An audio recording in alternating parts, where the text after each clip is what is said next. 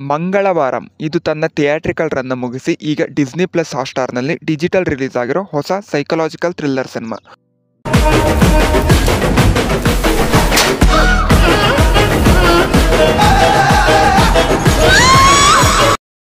ಒಂದು ಹಳ್ಳಿಯಲ್ಲಿ ಸಡನ್ ಆಗಿ ಪ್ರತಿ ಮಂಗಳವಾರ ಅನೈತಿಕ ಸಂಬಂಧ ಹೊಂದಿದ ವ್ಯಕ್ತಿಗಳು ನಿಗೂಢವಾಗಿ ಆತ್ಮಹತ್ಯೆ ರೂಪದಲ್ಲಿ ಸಾವನ್ನಪ್ಪುತ್ತಿರುತ್ತಾರೆ. ಹಾಗೂ ಈ ವಿಚಾರವನ್ನು ಊರಿನ ದೊಡ್ಡ ಗೋಡೆಗಳ ಮೇಲೆ ಯಾರೋ ಮೊದಲೇ ಬರೆದಿರುತ್ತಿದ್ದರು.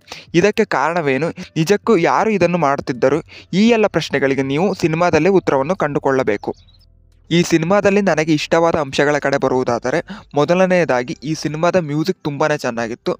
ನಮ್ಮ ಅಜನೀಶ್ ಲೋಕನಾಥ್ ಅವರು ಈ ಸಿನಿಮಾದ ಬ್ಯಾಕ್ ಬೋನ್ ಅಂತಲೇ ಹೇಳಬಹುದು. ಸಾಂಗ್ಸ್ ಹಾಗೂ BGM ಎರಡರಲ್ಲೂ ತಮ್ಮ ಕೈ ಚಳಕವನ್ನು ತೋರಿಸಿದ್ದಾರೆ. ಅದರಲ್ಲೂ ಈ ಸಿನಿಮಾದ ಆ ಥೀಮ್ ಮ್ಯೂಸಿಕ್ ಅಂತೂ ಸೈಕ್ ಆಗಿತ್ತು. ಈ ಸಿನಿಮಾ ಒಂದು ಥ್ರಿಲ್ಲರ್, ಸೊ ಯಾವುದೇ ಒಂದು ಥ್ರಿಲ್ಲರ್ ಸಿನಿಮಾ ವರ್ಕ್ ಆಗಬೇಕು ಅಂದರೆ ಅಲ್ಲಿ ಒಳ್ಳೆಯ ಟ್ವಿಸ್ಟ್ಗಳು ಇರಬೇಕು. ಈ ಸಿನಿಮಾದಲ್ಲಿ ಅವುಗಳ ಸಂಖ್ಯೆ ಸ್ವಲ್ಪ ಜಾಸ್ತಿನೇ ಇದ್ದಾವೆ. ಅವುಗಳಲ್ಲಿ ಹಲವು ಟ್ವಿಸ್ಟ್ಗಳು ನನಗೆ ವರ್ಕ್ ಕೂಡ ಆದವು. ಡೈರೆಕ್ಟರ್ ಅಜಯ್ ಭೂಪತಿ ಅವರು ಮಹಾಸಮುದ್ರಂ ಸಿನಿಮಾದ ಫೇಲ್ಯೂರ್ನ ನಂತರ ಈ ಸಿನಿಮಾದ ಮೂಲಕ ಮತ್ತೆ ಫಾರ್ಮ್ಗೆ ಬಂದಿದ್ದಾರೆ. ಫಿಲ್ಮ್ ಮೇಕಿಂಗ್ ವೈಸ್ ಕೂಡ ಸಿನಿಮಾ ಇಂಪ್ರೆಸಿವ್ ಆಗಿದೆ. ಕ್ಯಾಮ್ರಾ ಮೂಮೆಂಟ್ಗಳು ಯುನೀಕ್ ಫೀಲ್ನ ಕೊಡುತ್ತವೆ. ಕ್ಯಾಮ್ರಾ ಮೂಮೆಂಟ್ಗಳಲ್ಲಿ ತುಂಬಾ ಎಕ್ಸ್ಪೆರಿಮೆಂಟ್ನ ಮಾಡಿದ್ದಾರೆ. ಹಾಗೂ ಈ ಸಿನಿಮಾದ ಸಿನಿಮಾಟೋಗ್ರಫಿ ಕೂಡ ತುಂಬ ಚೆನ್ನಾಗಿತ್ತು.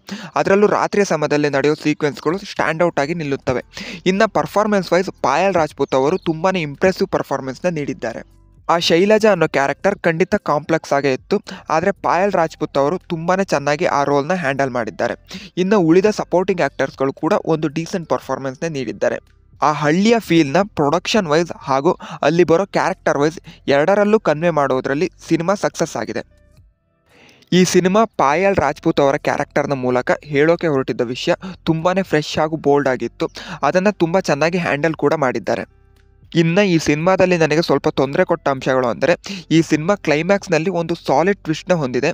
ಆದರೆ ಅದರ ಆಚೆ ಅಲ್ಲಿ ಹೇಳೋಕೆ ಹೊರಟಿದ್ದ ವಿಚಾರ ಮತ್ತು ಸ್ಪೆಸಿಫಿಕ್ ಆಗಿ ಹೇಳಿದ್ದ ರೀತಿ ಅಷ್ಟು ಇಷ್ಟ ಆಗಲಿಲ್ಲ.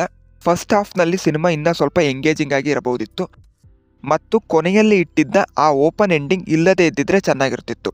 ಕೆಲವು ಕಡೆ ಸಿನಿಮಾ ರೊಟೀನ್ ಥ್ರಿಲ್ಲರ್ಗಳ ಹಾದಿಯಲ್ಲೇ ಸಾಗುತ್ತೆ.